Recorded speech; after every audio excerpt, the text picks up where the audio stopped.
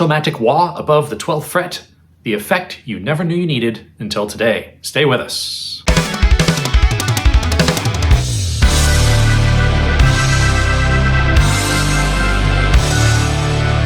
Okay folks, we're going to do a quick build today. So I'm going to click on quick build.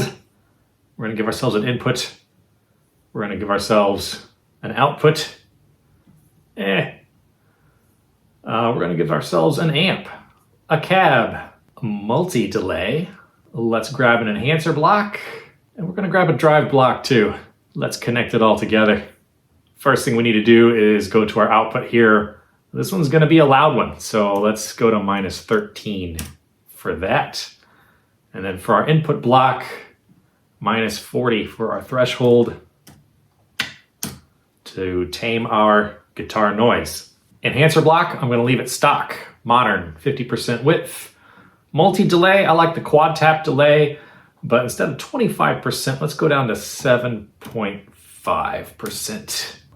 For my cabs, I'm going with Factory 818. And this is the 212 Brown Super 121C. I assume that means it was mic'd with a Royer 121, which is a great ribbon mic with a flat frequency response. For our second cab here, we're going with Factory 2, number 349. And we're panning these hard left and hard right, as I like to do. Factory 2, 349 is the 4x12 5153 160A. And then for our amp, we're going with the Cameron CCV 1A. I just really like the way this amp sounds clean. So we're gonna go in there, mess with it a little bit and make it dirty. And hopefully the fun, clean characteristics that I liked will carry over to the dirty stuff. So inside of our amp here, we're gonna set our drive to 7. We're gonna take our bass all the way down to 0, take our master volume all the way up to 10, and we're gonna flip on our bright switch here. And we're gonna go to our dynamics page, output comp type, gain enhancer 4 is sort of the secret sauce to make every amp awesome. For our drive, we're going with the T808 mod, and we're leaving that at stock settings. Let's head back to the cab here real quick. And before we even play this thing, I'm gonna mess with it some more. Let's go to the room air. Room level, we're gonna set our room level at 30. And we're gonna set our room size at 15. And that'll make it sound nice through headphones. The very last thing I'm gonna do here, well, I'll go ahead and play it for you now. Just a few things.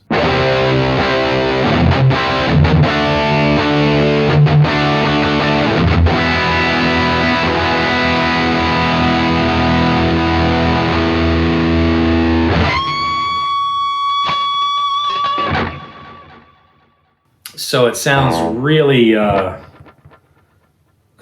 really big, rock and roll, everything else.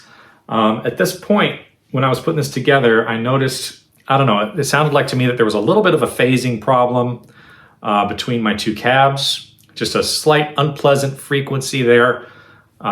You can have good phasing, you can have bad phasing. What I did was I went to the Align tab here, and I'm gonna click Zoom.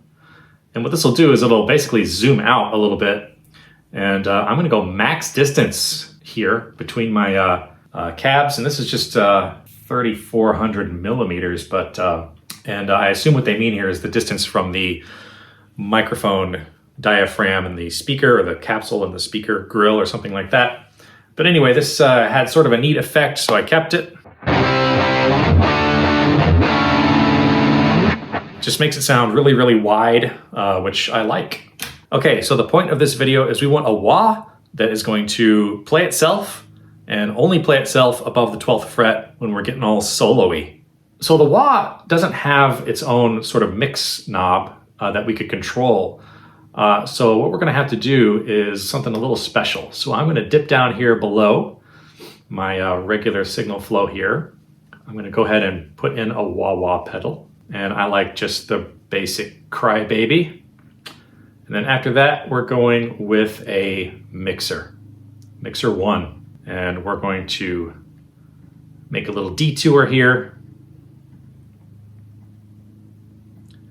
just like that. Now if we go back into our wah block, for control here, and this is basically where you would attach a foot pedal, we're going to attach something else. So under our modifier here, I'm going to click on none. I'm going to go with LFO1A. LFO stands for low frequency oscillator. So it's an oscillator that's going to oscillate typically at 20 hertz and below. LFO1A, right now it is set to, let's close that. If we go to our controllers, select LFO1. Right now it's a sine wave and it's running at 1 hertz. So 1 complete cycle per second, which sounds fine for auto wah. Here's what it's doing at the moment.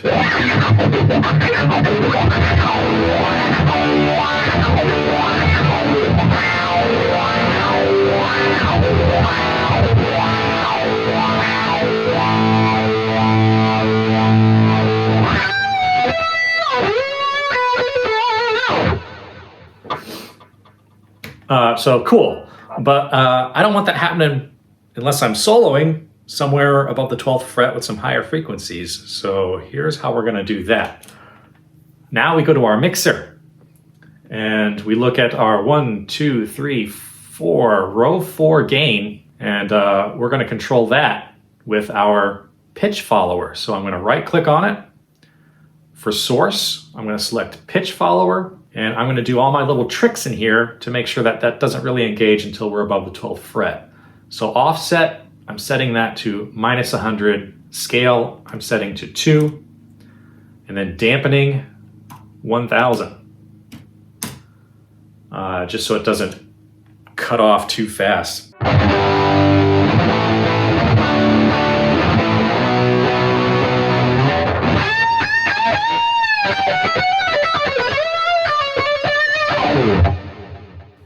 So cool, it works. We get a little bit of that wah above the 12th fret. It's not going to engage totally unless we're all the way at the top of that scale, which I don't even know if we can get there. You would have to give it some really, really high frequencies, I guess, to get there. But that's okay. I kind of like it. Just a little touch of wah above the 12th fret to make your solos outstanding. So hope you enjoyed this video. If you did, please like, please subscribe, please hit the bell. You know what to do, and I will see you in the next one.